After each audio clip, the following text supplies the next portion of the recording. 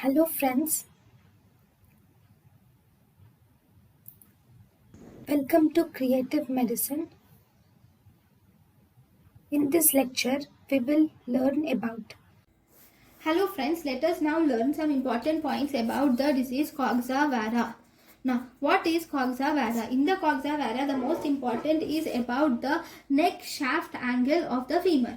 If this is the femur bone, this is the neck. Okay, so this is the shaft and this is the neck. Okay, the neck shaft angle of the femur is normally, if you see, it is almost 120 to 135 degrees, but in some cases it can be less than 120 degrees. If this is less than 120 degrees, then you call it as coxa vara. Now, this coxa vara, a child with coxa vara, what does he present with? He presents with limp, because here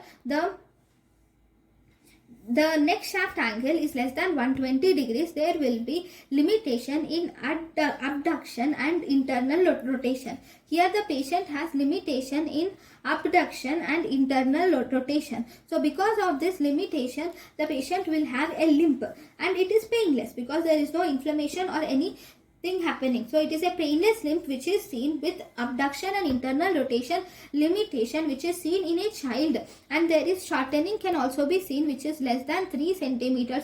This is called as coxa vara. Then in the coxa vara, if the patient has unilateral coxa vara, then the patient will have Trendelenburg gait.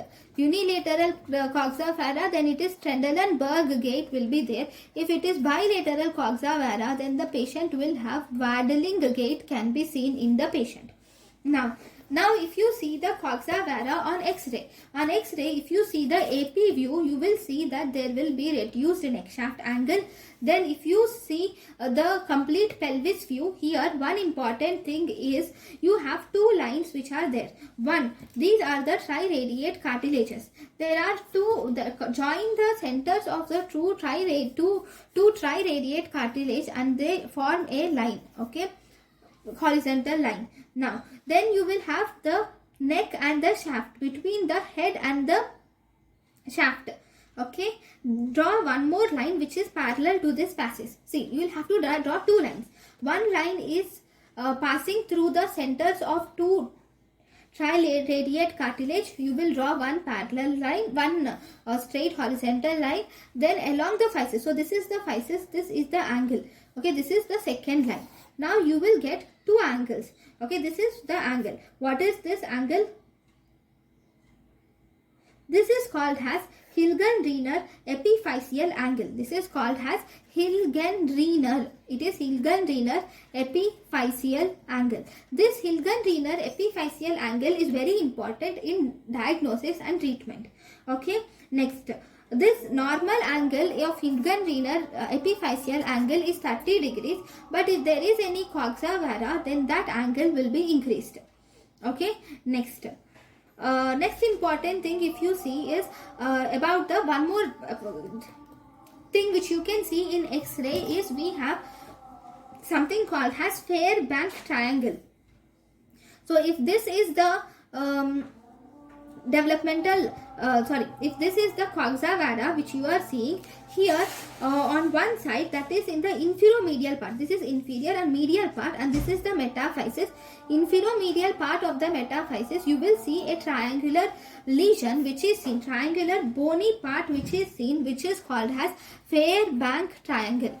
So in coxa vara, you see two main important things. One, it is Hilgenreiner epiphyseal angle and also Fairbank triangle. Now, how are you going to treat it? Treatment is based on this Hilgenreiner epiphyseal angle. If Hilgenreiner epiphyseal angle is between 40 to 60 degrees, you will have to just observe the patient. If it is more than 60 degrees, that is when you know that there is progressive shortening that is occurring. So in this case, you should do subtrochanteric valgus osteotomy is done. You will do subtrochanteric valgus osteotomy is done. So this is about the coxa vara. Thank you. Thank you and thank you for watching.